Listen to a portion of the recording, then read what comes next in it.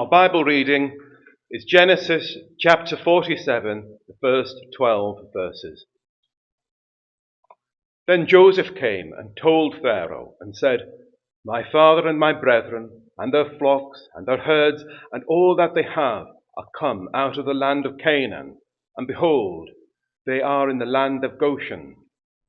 And he took some of his brethren, even 5 men, and presented them unto Pharaoh. And Pharaoh said unto his brethren, "What is your occupation?" And they said unto Pharaoh, "Thy servants are shepherds, both we and also our fathers." They said moreover unto Pharaoh, "For to sojourn in the land are we come, for thy servants have no pasture for their flocks, for the famine is sore in the land of Canaan. Now therefore, we pray thee, let thy servants dwell in the land of Goshen." And Pharaoh spake unto Joseph, saying, "Thy father and thy brethren are come unto thee. The land of Egypt is before thee. In the best of the land make thy father and thy brethren to dwell. In the land of Goshen let them dwell. And if thou knowest any men of activity among them, then make them rulers over my cattle." And Joseph brought in Jacob his father, and set him before Pharaoh. And Jacob blessed Pharaoh. And Pharaoh said unto Jacob, "How old art thou?" And Jacob said unto Pharaoh, "The days of the years of my pilgrimage are 130 years. Few and evil have the days of the years of my life been, and have not attained unto the days of the years of the life of my fathers in the days of their pilgrimage." And Jacob blessed Pharaoh, and went out from before Pharaoh. And Joseph placed his father and his brethren, and gave them a possession in the land of Egypt, in the best of the land, in the land of Ramesses, as Pharaoh had commanded. And Joseph nourished his father and his brethren, and all his father's household with bread, according to their families. This is the word of the Lord.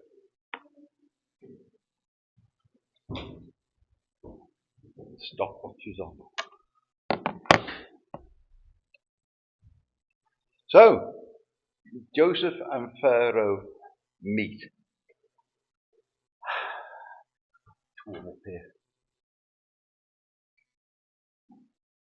So in the previous chapter, in 45, we see Joseph preparing his family for a meeting with Pharaoh, and now in these 3 verses, verses 1 to 3, we see the preparation come to play.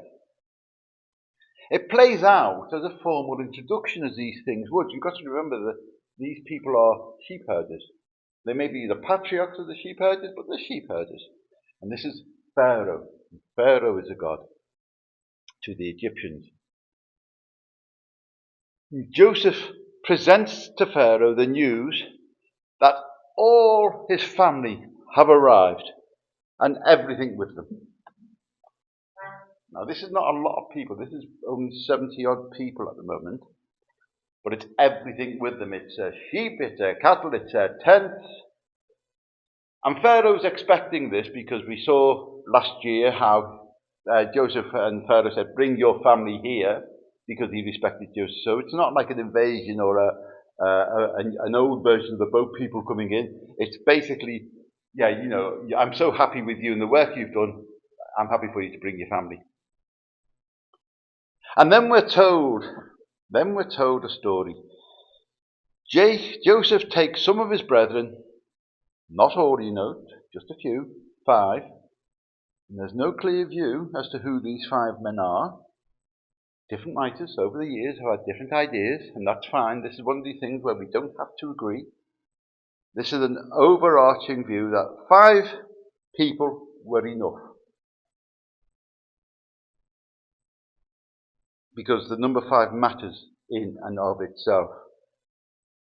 Because for the Egyptians, it was a favoured number. So you take 5 in, they go, "Oh, this is a favoured number." You take 6 in, they might go, "This means something else entirely."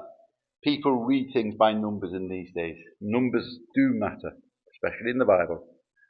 It was a favoured number in Egypt. And what's interesting, as a small aside, is that in biblical numerology, 5 stands for God's grace and mercy. And just as Joseph told them in 46:34, when Pharaoh asked what they did to reply, they replied, "We're shepherds, as well our fathers." This putting a halt to any idea Pharaoh may have had of other uses for these strangers. Remember what I said to the Egyptians? Shepherds were not to be trusted. And there was a whole reason behind Joseph saying to his people, "Tell Pharaoh you're shepherds," because he didn't want the Israelites, the sons of Jacob, to mix with the Egyptians. So the idea was to get them into Goshen, which was a separate place. At this point, Pharaoh does not own Goshen. It's not part of Egypt. It's like a territory, if we want to think about it that way. In verses 44-6, they tell Pharaoh that they have no land for their flock, and ask Pharaoh to let them live in Goshen. There we go. Pharaoh agrees and tells Joseph to tell his family to live anywhere in Egypt, even the best of lands. Now there's an honour. You can have the very best of lands for your flocks. And then Pharaoh goes a step further and tries to integrate Israel. Now this matters.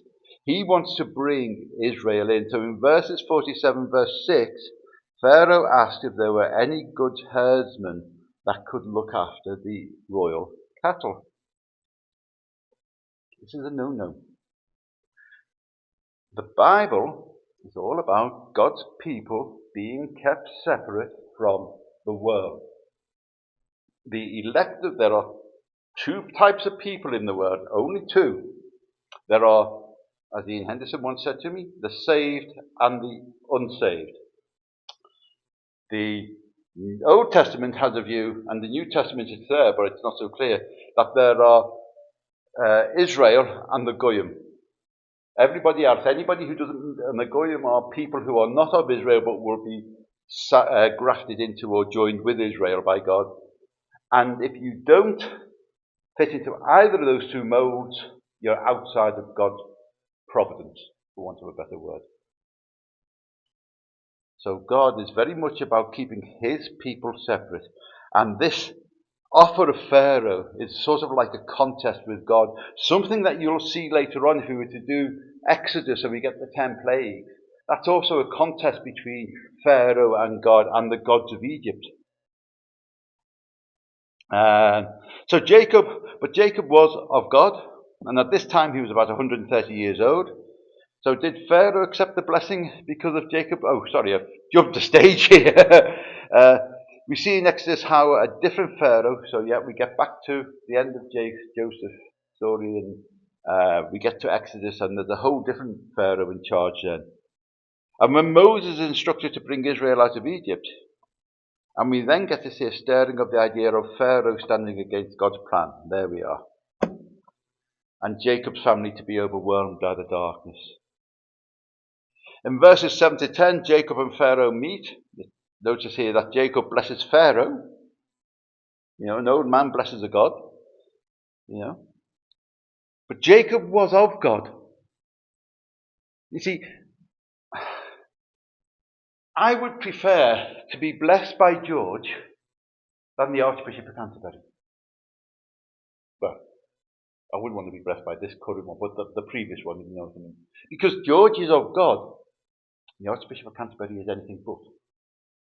I would prefer to be blessed by Rachel, because she is of God, rather than I'd be blessed by the head of the Methodist Church, who I know, because she is definitely not of God.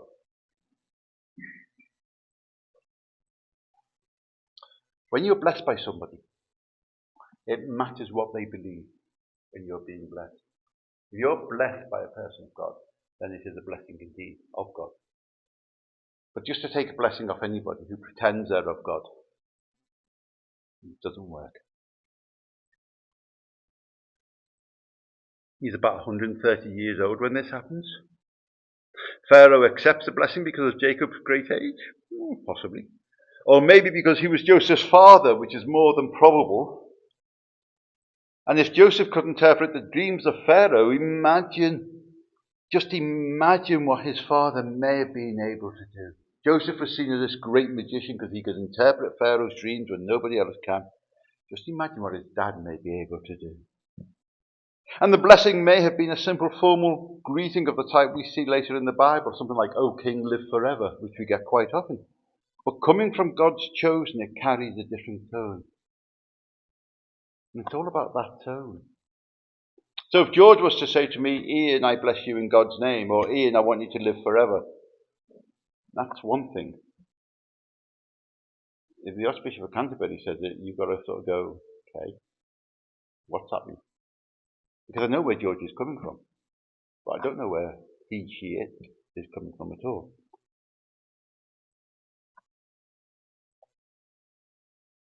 Calvin writes about this, and he says this: "By this word is noted not a common or a profane greeting, but a pious and holy prayer of the servant of God."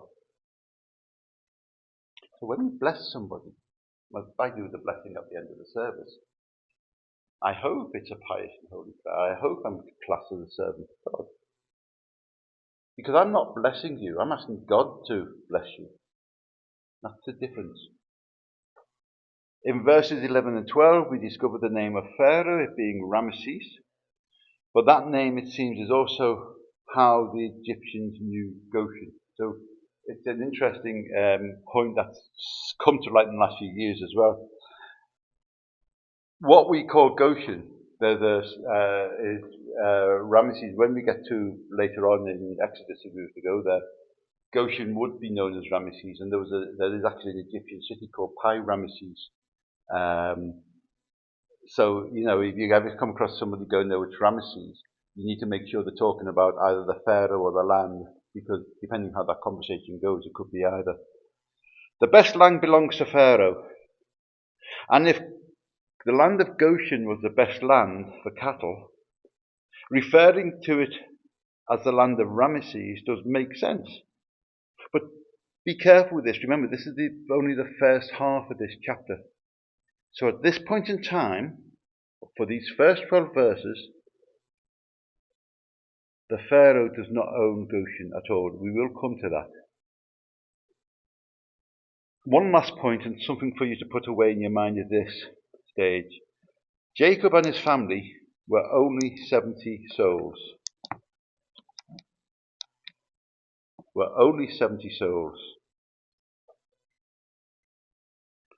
It's highly unlikely they inhabited all the land of Goshen and only settled in part of it. And this matters when we get to Exodus and you start to read how in Exodus, the first 10 verses, or chapter 1, 9 and 10, the Egyptians have become concerned about how numerous the Hebrews have grown and are now perceived to be a threat to the Egyptians and not a blessing. And again, you're going to have to wait till next week to understand what that means, which means I'm tempting you here that you're going to have to come next week to actually get the second part of the story. So how do we live out Genesis then? How do we live out this bit? It's a rich passage. It teaches us about being prepared. That's what coming to church is all about. It's about helping you to prepare. It's about humility. It's about God's providence. The whole of the Joseph story is about God's providence and the importance of maintaining spiritual identity in a foreign culture. Now then, you may go, "But here, we live in England. We don't live in a foreign culture." Anybody really want to argue that point with me? I would say, in our day and age, we definitely live in a foreign culture. We no longer live in a culture where the Church of Christ is alive and kicking, and where Christ and Him crucified is preached. We live in a culture where anything goes. It doesn't matter what you do, what church you go to, what God you bow down to. It doesn't matter whether you're gay or whether you're whatever, you can be LGBTQ, XYZ, whatever. It doesn't matter. But for Christians, it's a foreign country. It's not the country of God. And that's fine for those people that want to do that. I'm not going to go down the argument of this is right, that's wrong. That's a whole different sermon. But we need to be prepared. And we need to maintain our spiritual identity in a foreign culture. And our ancestors fought to live in a foreign culture. When Rome was in charge in this country, our ancestors fought to free us or free themselves from the Roman tyranny.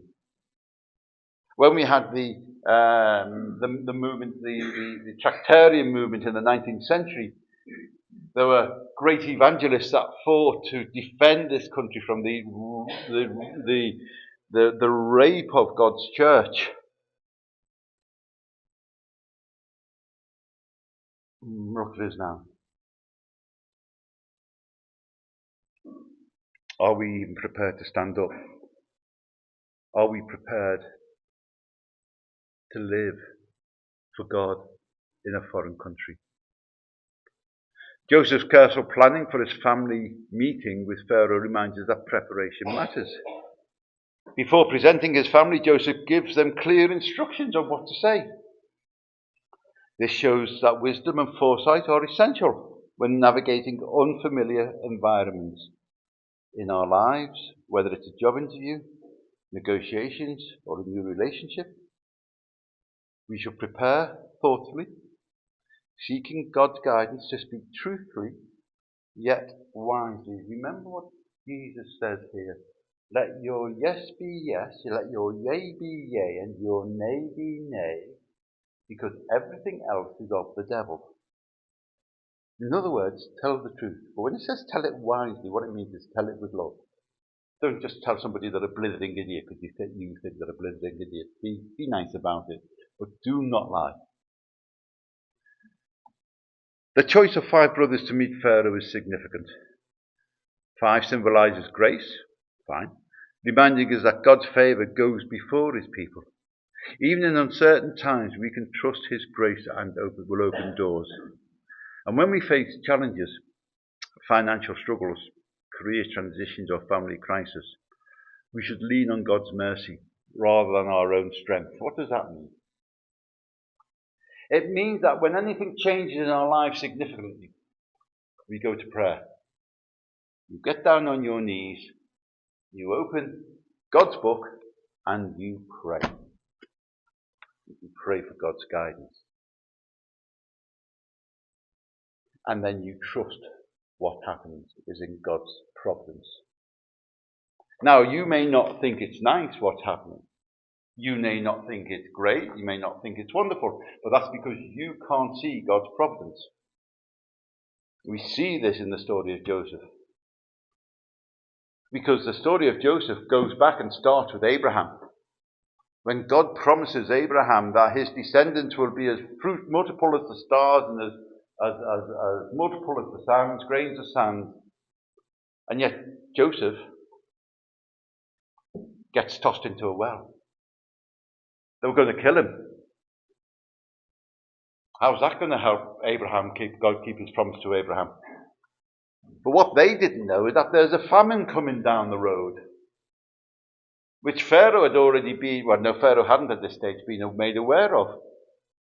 But it's only when Joseph is taken off and sold to these travelling Midianites who happen to be going to Egypt, that Joseph is sold, given to Potiphar, who is the chief man in Pharaoh, one of the chief men in Pharaoh's court, runs away from his wife, naked or semi-naked, gets put in a dungeon, tells 2 servants the answer to their dreams, one good, one bad, so he's shown to be honest, he doesn't hide it.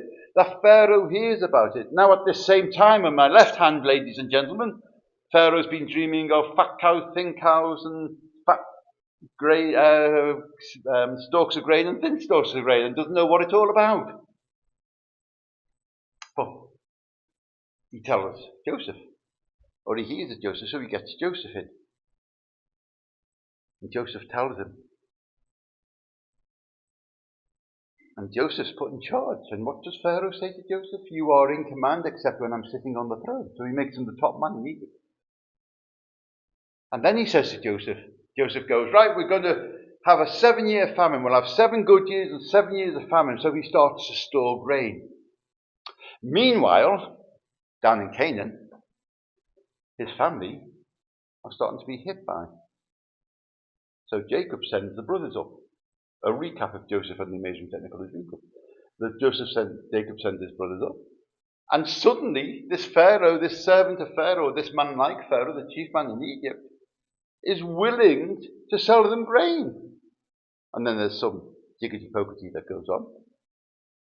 But this is all God's providence at work. And the other thing that Joseph didn't see, he didn't know this was going to happen before it happened, but God knew. God knew how it would end out. And because God had promised Abraham that his family, his descendants, would be as large as the number of grains of sand underfoot, he couldn't let the 70-odd members die. They had to survive. So he arranged it. Now, it didn't work well for Joseph to start with, but it finishes very well. The same with us. Sometimes it doesn't start well. But I would say trust in God. See how it goes. Don't panic about stuff that you can't control. There's a song we sing, courage brother, courage sister, do not stumble, though your heart be warm and bright. Weaver, start to guide the humble, trust in God and do the right. And that's the attitude that we need when we have problems. It's the attitude I'm taking. Susan and I take one day at a time. It's all we can do. We don't know how things are going to end out. We can't read the future. Nobody can read the future. Only God. And he doesn't read the future, he makes the future. You know?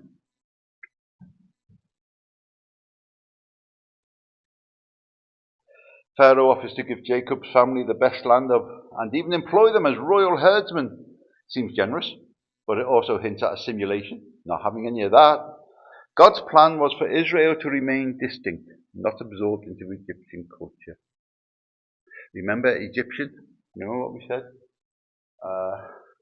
I am the Lord thy God that brought thee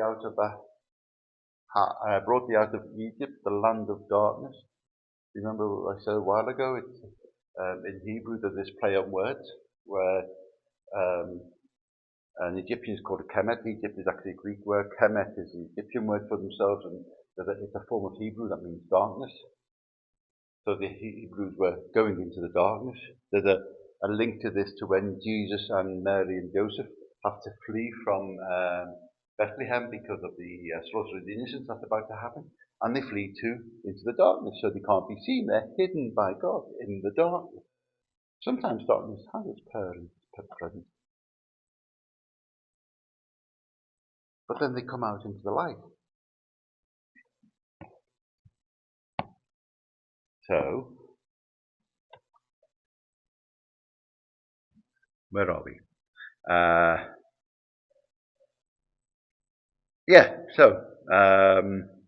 This warns us about the subtle pull of compromise in today's world. We feel pressure to conform. I get that all the time. I refuse to conform. We're non-conformists, you know. I'm a good non-conformist, whether it be in ethics, values, or faith. I'm a conformist in values. I'm a conformist in ethics, I suspect. But when it comes to faith, I'll conform to this book. That's my conformity. I'll not conform to what any man tells me. While we can work and live among others, this is good, we must guard our spiritual identity. Romans 12:2 echoes this principle. Do not be conformed to the world, but be transformed by the renewing of your mind. And that's what we are meant to live in. We're not meant to live in this world. We are part of the world. We walk through the world, but we don't live in the world. Jacob's blessing of Pharaoh is another powerful lesson. And it's another powerful lesson. Despite Pharaoh's status as a godlike figure in Egypt, Jacob, a humble shepherd and a servant of the true God, blesses him. The act teaches us that spiritual authority does not depend on worldly position, but on relationship with God. We too can be a blessing to the workplace. Just think about that. You can be a blessing to your workplace, to your communities, your families, not because of any titles or wealth that you may have, but because God works through us. It's a simple prayer. A word of encouragement or an act of kindness can carry eternal weight. Finally, the passage closes with Jacob's family settling in Goshen, in the best land. This reminds us that God provides abundantly for his people. It may not always look like that, but when you look back on it, it's a very different story. Even in a foreign land, he made room for them to flourish. And in our lives, we may find ourselves in unexpected places, new jobs, cities, circumstances, but God's provision is never lacking. Our role is to trust him, remain faithful, and use what he gives us for his glory and not for ours. So how do we apply this? The passage speaks powerfully to modern life, especially in a world marked by cultural diversity, economic uncertainty, and shifting values. On Christ, a solid rock we stand, although the things are sifting sand.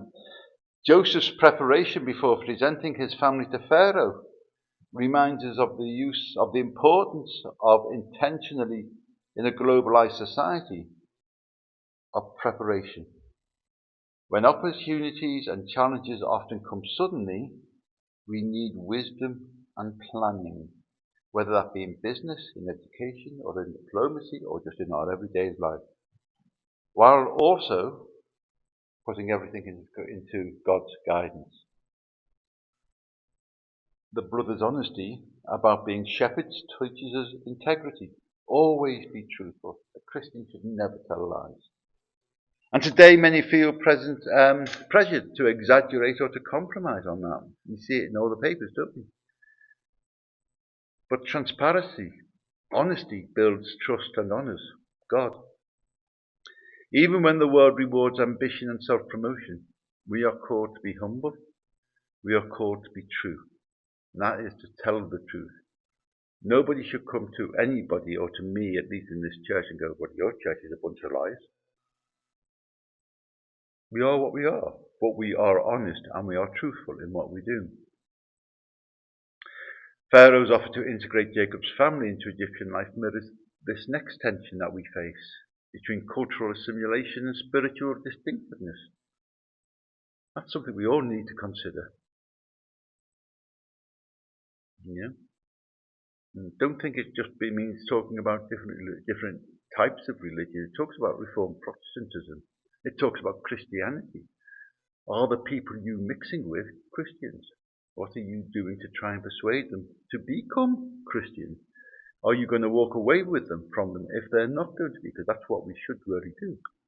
Or keep them at arm's length at best. But I actually take a slightly different view on this. And I go, if you're a believer in this day and age, we're warriors for God. I think it's our job to stand up for the gospel in a world that doesn't want it. I'm happy enough to walk with a target on my back and on my front for the gospel's sake. Yeah? Especially with the society I'm in. Especially from this church. Because this is what we're about. This is what Protestant means, to be a witness of the gospel. And you can't be a witness if you run away from everything. But you have to choose your battles. Do better than me and choose them wisely. I tend to make bad choices in my battles. But choose them wisely. But you have to choose your battles. And finally, Goshen reminds us that God's providence, even in foreign or challenging environments, even amid global crises as we have now, or economic downturns as we have now, or wars as we have now, or even pandemics which we're having now, we can actually trust God's provision. We remain faithful, knowing his position. His positions us. He positions us for his purpose. You try saying that with faulty. He positions us for his purpose. And that's it. It's all about standing firm for the faith. It's all about not being part of the world, but willing to stand for the gospel of the world. Let's pray. Heavenly Father, we thank you for the wisdom of grace revealed in your word. Just as you guided Joseph to prepare and position his family. Help us to walk in wisdom and integrity in every situation. Teach us to trust your provision even when we find ourselves in unfamiliar places. Lord, keep our hearts steadfast so that we do not compromise our faith in a world that often pulls us away from you. May we remain distinct as your people, shining your light in our workplaces, communities and homes. Like Jacob, bless Pharaoh. Remind us that true influence comes from you. Use us to be a blessing to others, leaders, neighbours, strangers, family and friends, through our words, actions and deeds and prayers. Thank you for your grace that goes before us, for your mercy that sustains us, and for the promise that you will never leave us nor forsake us. Help us to live with courage, humility and faith, trusting that you have prepared a Goshen for us, a place of peace and provision, even in challenging times. Amen.